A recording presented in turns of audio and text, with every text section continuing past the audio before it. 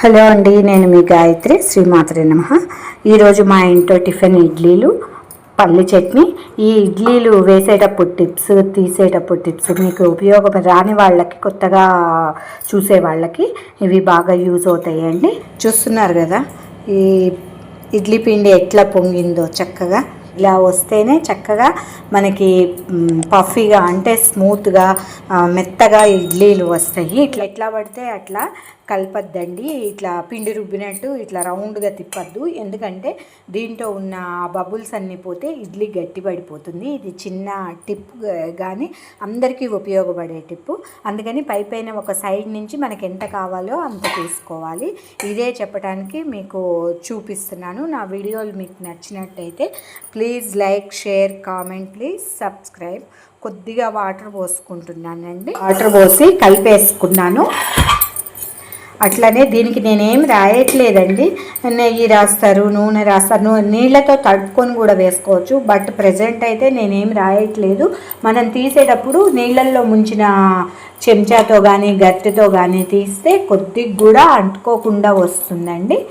నేను తీసుకున్న పిండి ఇంచుమించు కొద్దిగా తక్కువ 8 ఇడ్లీలకి సరిపడా తీసుకున్నానండి. ఆల్రెడీ ముందు వాటర్ పోసి పెట్టుకున్నాను. ఇది టైం వేస్ట్ కాకుండా త్వరగా హీట్ అయ్యి ఉంటే తొందరగా ఉడుకుతాయి కదా.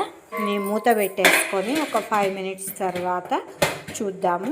మీరు ఎలా ఒకటికి ఎన్ని పోస్తారు, ఒక మినపప్పుకి ఎన్ని పోస్తారు? నేనైతే 4 పోస్తానండి. అదే గ్రైండర్లో రుబ్బితే 6 వరకు పోసుకోవచ్చు. ఇడ్లీ అయిందో లేదో చెక్ చేయటం ఎట్లాగో చూపిస్తా చూడండి. ఇప్పుడు ఒక గ్లాస్ వాటర్లో ఇట్లా చెయ్యి ముంచుకోవాలండి. తడి చేత్తో చక్కగా ఇట్లా మనం ప్రెస్ చేసుకున్నట్టయితే, మన చేతికి ఏమీ అంటకుండా ఉన్నట్టయితే ఇడ్లీ అయిపోయినట్టండి. అదే కనుక అంటితే ఇడ్లీ ఇంకా ఉడకనట్టు. ఇప్పుడు ఇడ్లీ అయిపోయిందండి, మనకేం అంటుకోవట్లేదు కాబట్టి. ఇప్పుడు స్టవ్ బంద్ చేసి ఇడ్లీలు తీసి పెట్టుకున్నాను.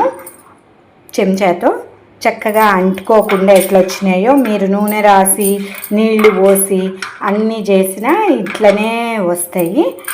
చూసారు కదా, ఇడ్లీ గురించిన టిప్స్ ఇప్పుడు మీకు అతుక్కోకుండా ఉండటం గురించి. నెక్స్ట్ ఇడ్లీలు గట్టిగా రాకుండా, బబుల్స్ పోకుండా ఎలా తీయాలి అనే దాని గురించి.